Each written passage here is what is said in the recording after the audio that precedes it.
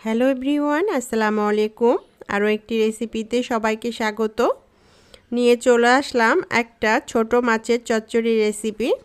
রমজান মাসে আমাদের মুখে স্বাদ থাকে না, কোনো কিছু খেতে ভালো লাগে না, তো এইরকম একটা হাতে মাখা চচ্চড়ি যদি থাকে ভোরবেলায় সেহরি খাওয়ার সময়, তাহলে পারে কিন্তু আর কথাই নেই, 2 প্লেট ভাত এমনি খেয়ে ফেলা যাবে খুবই তৃপ্তি সহকারে। আশা করছি এই রেসিপিটা আপনাদের পছন্দ হবে। পছন্দ হলে লাইক কমেন্ট শেয়ার করে চ্যানেলটিকে সাপোর্ট করবেন, পাশেই থাকবেন। এই রকমই নতুন নতুন রেসিপি দেখতে চাইলে আমার পেজটিকে সাবস্ক্রাইব ফলো করে রেখে দিতে পারেন। তাহলে চলুন রেসিপিটা কিভাবে বানাবো সেটা আপনাদের সাথে শেয়ার করি। রেসিপিটা করার জন্য আমি এখানে ছোট মাছ নিয়েছি, আর এই মাছগুলো সামুদ্রিক মাছ, খুবই টেস্টি। এটা স্বাদটা একটু ইলিশ মাছের মতো একটা ফ্লেভার আসে এই মাছ থেকে। তো বাজারে আমি এই নতুন মাছগুলো পেয়ে গেলাম, তো কিনে এনেছি, তো ভাবলাম আপনাদের সাথে শেয়ার করি ছোট মাছের একটা চচ্চড়ি। মাছগুলো কেটে বেছে পরিষ্কার করে ধুয়ে পানিটা ঝরিয়ে নিয়েছি। একটা বেগুন আমি এখানে জিরি করে কেটে নিয়েছি, 5-6টা পেঁয়াজ কুচি করে নিয়েছি, কাঁচামরিচ নিয়েছি 6-7টা, আর হলো একটা আলু আমি একদম জিরি করে কেটে নিয়েছি। আমি আলু বেগুন দিয়ে চচ্চড়িটা করব, আপনারা চাইলে পারে কিন্তু এর সাথে আপনাদের পছন্দ মতো কিছু দিয়ে করে নিতে পারেন। যে পাতিলায় আমি রান্না করব সব উপকরণগুলো পাতিলায় দিয়ে দিলাম, শুধুমাত্র মাছ আর ধনে পাতাটা রেখে দিলাম, এটা পরে অ্যাড করব। এটার মধ্যে দিয়ে দিব 1/2 চামচ মরিচের গুঁড়ো, 1/2 চামচ ধনে গুঁড়ো, 1/2 চামচ লবণ, 1/2 চামচ জিরার গুঁড়ো, 1/2 চামচ হলুদের গুঁড়ো, আর এখানে আমি 2 চামচ রসুন বাটা, 1 চামচ আদা বাটা নিয়েছি, আর এটা হলো ফ্রোজেন আদা বাটা রসুন বাটাটা নিয়েছি, এটা দিয়ে দিলাম। দিয়ে তারপর হাত দিয়ে একদম কষলিয়ে কাঁচামরিচের ঝাঁজটা বের করে নিব, আর পেঁয়াজটা সফট করে নিব।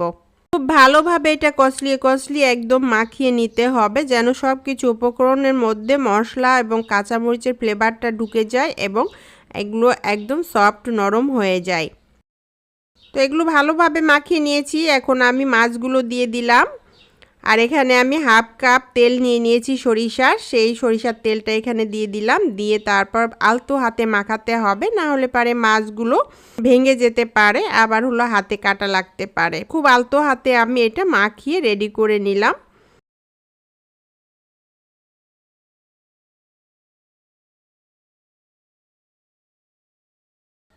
আর এখানে আমি হাতটা ধুয়ে সামান্য একটু পানি দিয়ে দিলাম,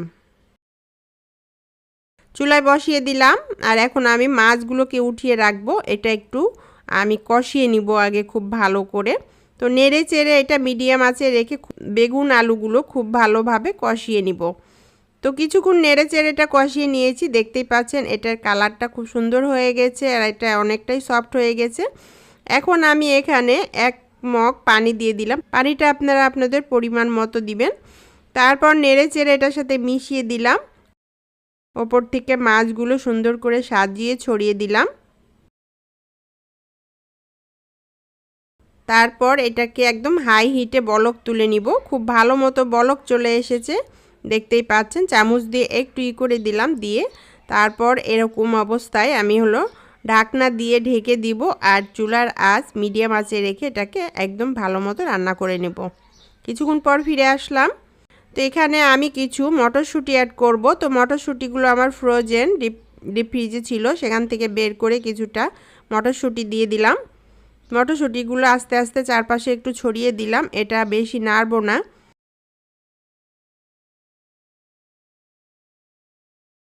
তারপর ঢাকনা দিয়ে ঢেকে আরও কিছুক্ষণ রান্না করে নিব। কিছুক্ষণ পর ফিরে আসলাম, দেখতেই পাচ্ছেন একটু চামচ দিয়ে চারপাশে একটু আলতো হাতে নেড়ে চেড়ে দিব, বেশি নাড়লে আবার মাছগুলো হয়ে যাবে। তারপর এখানে আমি পরিমাণ মতো ধনেপাতা কুচি দিয়ে দিলাম, ধনেপাতা কুচিটা চারপাশে সুন্দর করে ছড়িয়ে দিলাম। দিয়ে তারপর এটাকে ঢাকনা দিয়ে ঢেকে আরও কিছুক্ষণ এটাকে রান্না করে নিব, এটার পানিটা কিছুটা একদম শুকিয়ে নিব। কিছুক্ষণ পর ফিরে আসলাম, দেখুন বন্ধুরা এই হাতে মাখা মাছের চচ্চড়িটা একদম রেডি হয়ে গেছে। এতটা লোভনীয় হয়েছে এই মাছের চচ্চড়িটা, আজকে কিন্তু সেহরিটা অনেক মজা করেই খেয়েছি, অনেক তৃপ্তি সহকারেই খেয়েছি। আপনারা একদিন এভাবে ট্রাই করে দেখেন, যে কোনো সময় কিন্তু এটা ভাতের সাথে খেতে দুর্দান্ত লাগে, আবার আপনি রুটি পরোটার সাথেও খেতে পারেন। আশা করছি রেসিপিটা আপনাদের পছন্দ হবে। পছন্দ হলে লাইক কমেন্ট শেয়ার করে আমার চ্যানেলটিকে সাপোর্ট করবেন, পাশেই থাকবেন।